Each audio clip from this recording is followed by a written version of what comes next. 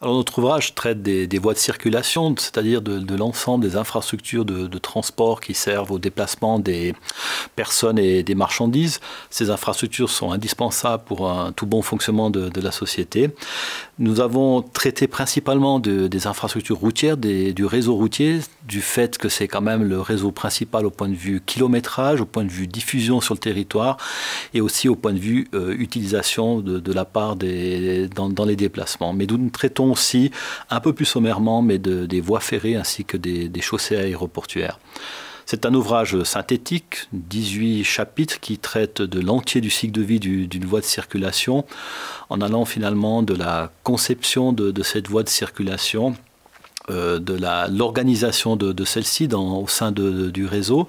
Ensuite, nous traitons de la géométrie de la voie de circulation en s'intéressant aux usagers, aux véhicules qui circulent sur cette voie de circulation, aux conducteurs.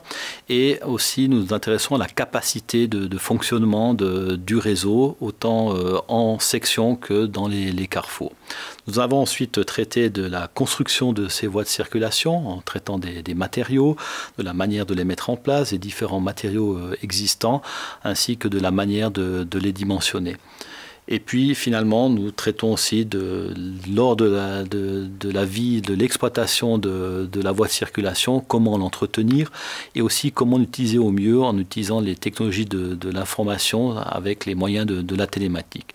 Nous avons aussi des focus particuliers sur certains points comme la sécurité routière, où nous traitons des mesures à prendre pour améliorer celle-ci, ainsi que des interactions avec l'environnement, de la manière de limiter les impacts sur l'environnement tels que les nuisances sonores. Alors l'originalité est que nous avons traité de l'ensemble des aspects relatifs à une voie de circulation sur la durée de son cycle de vie finalement, du berceau à la tombe en quelque sorte. Et c'est un ouvrage original en français, il n'existe pas d'ouvrage similaire dans la littérature technique francophone. Il en existe d'autres, certes un peu anciens, mais en anglais et en allemand. Et l'intérêt de cet ouvrage, c'est que la personne qui va se plonger dans la lecture de celui-ci va pouvoir ainsi appréhender la totalité des différents aspects relatifs à une voie de circulation. Ce livre s'adresse principalement aux ingénieurs civils, tout d'abord aux étudiants qui complètent leur formation dans le domaine de l'ingénierie des voies de circulation. Il a ensuite pour objectif d'aider les praticiens dans l'ingénierie civile à compléter leur formation en continu ainsi que leurs connaissances techniques. Et il s'adresse finalement aussi à tout public qui s'intéresse aux voies de circulation de manière générale afin de compléter leurs connaissances techniques.